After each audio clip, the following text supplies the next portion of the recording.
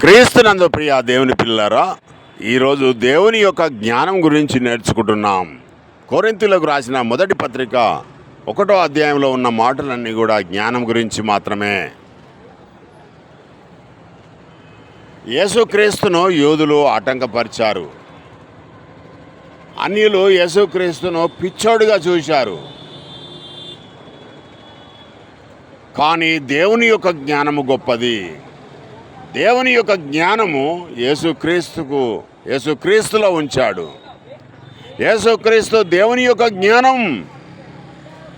ఎవరికి ఏం అవసరం ఉన్నా, ఎవరికి జ్ఞానం కావాలన్నా, వివేకం కావాలన్నా, తెలివి కావాలన్నా, బుద్ధి కావాలన్నా, ఏది కావాలన్నా దేవుడు తన పిల్లలమైన మనకు యేసుక్రీస్తు ద్వారా అనుగ్రహిస్తాడు. ప్రియమైన దేవుని బిడ్డలారా, మీలో ఎవరికైనా జ్ఞానము కొదవగా ఉందా?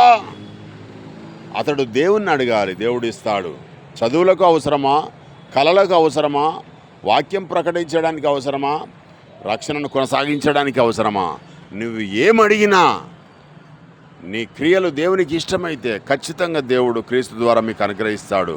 క్రీస్తులో దేవుని యొక్క జ్ఞానం ఉంది. క్రీస్తును వెంబడించండి, దేవుని పిల్లలుగా కొనసాగండి. ఈ వాక్యం దేవుడు దీవించుగాక. ఆమేన్.